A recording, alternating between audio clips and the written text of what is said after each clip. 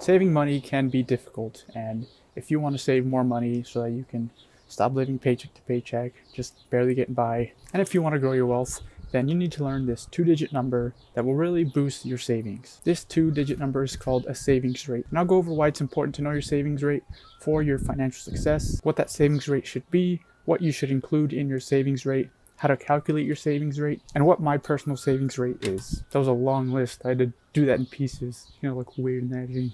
Savings rate is very important when it comes to building your wealth because one of the most important factors is how much of your money you can keep and invest. You can make a lot of money, but if you're not able to save and invest much of it, then you're really not going to grow your wealth. And once you know your savings rate, you can work on improving it if it needs to be improved, or you can even lay off the gas pedal a little bit if you find that it's too high for the goals that you've got, and that is possible. So how much your savings rate should be really depends on your goals and who you ask and your age and a lot of different things. But for me, I'm in my 20s and I'm fairly young, and I watch a lot of the Money Guys show. They're another really cool channel on YouTube. You should check them out, and they recommend 20 to 25% of your gross income if you're in your 20s or 30s to be what they call a financial mutant. So if you ask them, and if you ask me, I guess, then 20 to 25 is a good number.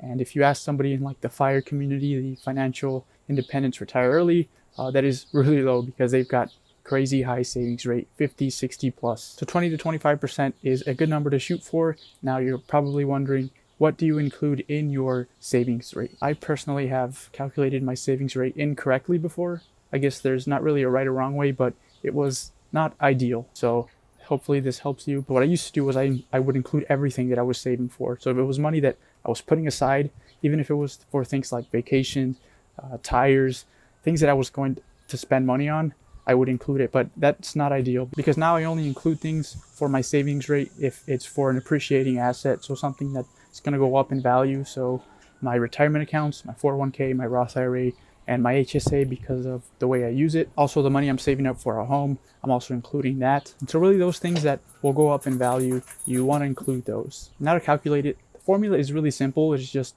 the dollar amount of how much you save over your gross income. You should also include your employer contributions to your gross income. So let's say you make $50,000 a year, but over the year your employer contributes, let's say $2,000 to your 401k. So 50,000 plus the 2,000 would be 52,000 for your gross income. If you save $10,000 from that $52,000, then your savings rate would be about 20%.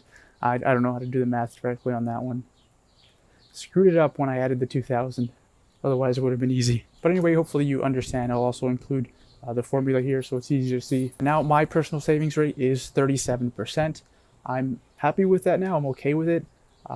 I think I'm going to try to do 40% just because 37 is kind of a weird number. But yeah, this is higher because I want to retire way before 65. And so my savings rate is a lot higher now so that I can retire earlier. My savings rate wasn't always 37%. It actually used to be 0%. But over the last year and a half, I've been a lot better with my money. I've been learning a lot about it. And so let me know if you want a video on how you can improve your savings rate. I've also made other videos about money on this channel. It's actually what I do. So if you want to check out another one, make sure you watch this one.